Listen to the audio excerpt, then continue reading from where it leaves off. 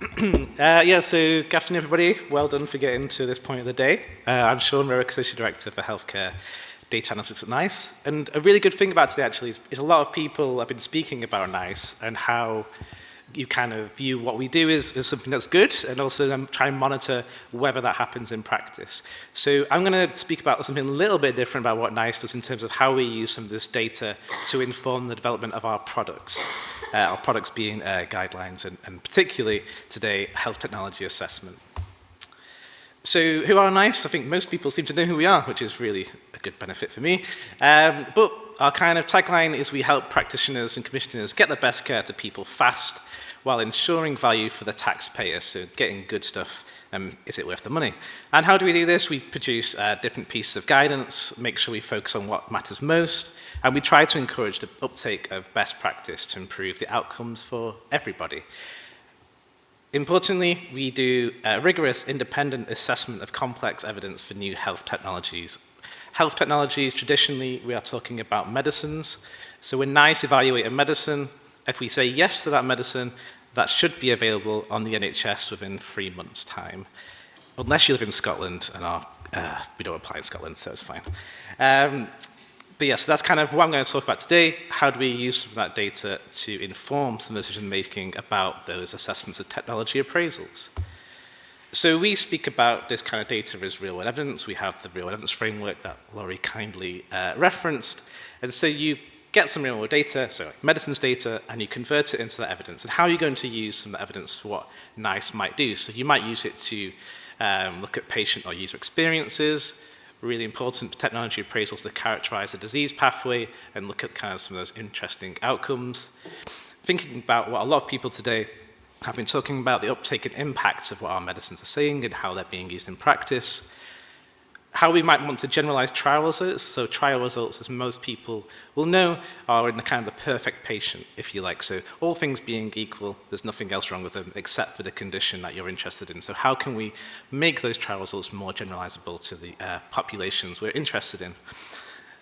Then we can think about the effects of technology of the patient and the systems, and importantly as well, and a lot of the work Laurie's done in the past, is populating and helping to validate some of our economic models for guidelines.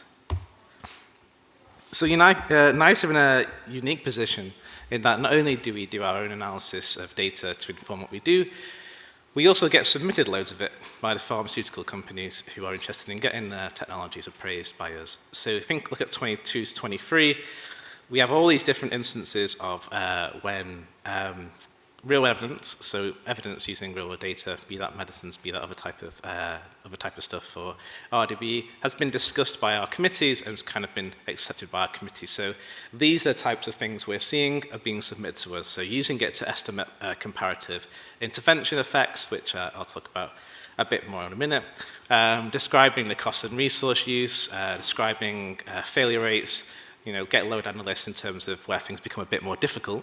So looking at surrogacy of outcomes and diagnostic accuracy and prediction for some new med tech or health tech. So NICE is routine data access. So we do access data ourselves within my team. So that's kind of, should have said at the beginning, that's one of the things I look after is getting contracts and access to these data sources as well as managing the team that do the analysis. When I say routine data access, this is the contracts we hold within NICE. Obviously, we'll work with other people who have access to different data sources. Probably the same thing as Laurie. And also, Bennett just said, we don't use OpenSafely at the moment because it's COVID restricted, and we aren't doing any specific COVID projects anymore. So we use CPRD for primary care data. Challenge with that, it takes a long time for us to get access in terms of the protocols to be approved, which can delay what we do in terms of guideline development. But we use CPRD a lot in terms of populating economic models for our big guidelines, type 2 diabetes, lipids, those type of things. We access the National Secure Data Environment, which is a really good data source. I can look at Michael Chapman over there to his reference for that. But so in terms of, that has linked full HERS, so admitted patient care, outpatient care, critical care, emergency care data set, NHS BSA we've talked a lot about today, maternity services, mental health, talking therapies, ONS, and the consolidated cancer pathways. So that's really good for each data set because it's full coverage for England and you can link them all together. The glaring omission though is there's no primary care data and there's no secondary care prescribing data either. We use RxInfo, which has been talked about today as well, and we have access to that. The issue for us with that is it's not patient level, and you can't really link it to other sources outside of RxInfo. Lastly, and the one I'll talk about the most today in terms of how we're using this in terms for our appraisals, is NCRAS, so the National Cancer Registration Analysis Service. So it's good at this point in the day to be able to talk about something slightly different than everybody else. So this is national cancer data, particularly for SACT. So that's if you get systemic anti-cancer therapy, so any kind of chemotherapy will be recorded in there.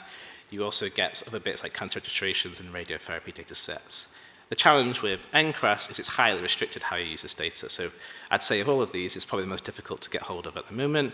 NICE is in quite a unique position that we have a really good relationship with the people in those teams, and not that we get preferential access, still make us pay for it. You have to use it in very specific instances of how we use the data. So why is this kind of stuff so important in cancer, and particularly oncology, HTA? Well, one of the main reasons is because over half of all appraisals NICE do are for oncology. So in terms of pharmaceutical companies, that's what they keep submitting to us to keep looking at cancer medicines, so over 53%. If you take that subset further, you think about severity modifiers. So severity modifier is where NICE more heavily weights the clinical effectiveness compared to the cost effectiveness of a treatment. Most of those appraisals tend to be cancer as well, and when you're doing something on severity modifier, real-world evidence becomes even more important. It's also pretty reproducible. The economic modeling for oncology appraisals has pretty predictable precedents and requirements, and we've seen so many of them now, we kind of know what we're doing. Amanda's laughing because she's also a chair of one of our appraisal committees. Is consistent issues in oncology in terms of extrapolating trial evidence, calculating severity modifiers, like I say, and also the generalizability of the trial data. And then the final point, and it's a really important point actually, is the acceptability of cancer data to our committees. So when our committees review some of this evidence, they are quite heavily weighted clinicians, and clinicians who work in cancer know this data set pretty well, and so they're usually willing to accept it, compared to other areas where they might not know the data as well, and be less willing to accept it over the trials. Not over the trials, complementing the trials. So this is a quick case study on metastatic colorectal cancer. I'll try and use this pen. Does this pen work? Oh, it does. That's really good. So basically what we're interested in is this kind of blue box on both. The blue box is trying to replicate the same thing twice, but one from the trial and one from the real data. So we're trying to see what's happening with the comparator arm of the trial, and the cost effectiveness estimates are super sensitive to this kind of this survival curve, if you like. And so what we're trying to do is basically mark the homework of those pesky pharmaceutical companies and making sure they're telling us the truth. So what it enables us to do is have much more confidence in decisions we make about a technology appraisal, because if you're going to look at the comparator arm, why not look at it with the real-world data, if you like? Because this medicine as well is also really sensitive to severity modifier, we could look at kind of things like the mean age to starting treatment, which is one of the parameters of our severity modifier, because younger life is usually valued a little bit higher than older life. In terms of how we're using this data, general reflections, I suppose. We're using this data now, so this kind of cancer medicines data, to reduce uncertainty in how we make decisions. So that reduces the range of cost-effective estimates. So the qualities and those kind of things you might hear about in the news, it reduces the uncertainty about how we make those decisions. It could also be really helpful to understand cost and budget impact, which is different to cost effectiveness. So what's the real cost going to be to the NHS once we say yes to a medicine? So that's a real big issue for the obesity medicines, because the populations are so significant. And in the future, that'll be an issue for dementia medicines for the same reasons, because there'll be really big cohorts of patients who might be indicated for dementia medicines in the future. If we had good data availability, and that's something we can talk about forever, we could calculate the severity modifier and use this type of data for every single appraisal we do in oncology, potentially, which makes me nervous as someone who has a very small team of people trying to do this work, but it could be quite transformative to what NICE do in terms of appraisals, and also we're probably one of the only HTA bodies in the world doing some of this work. It's still relatively novel, though, what we're doing, so we're still learning the best ways to do it. However, defining cohorts, as we know, for all this type of work is really difficult, and it's probably our still biggest challenge and biggest limitation of some of the data we have. In the future, we might try to do different things like target trial approaches and those type of stuff to understand how you can use a comparator and other parts of the kind of pathway of care to look at the relative effects of the intervention arm as well as the comparator arm.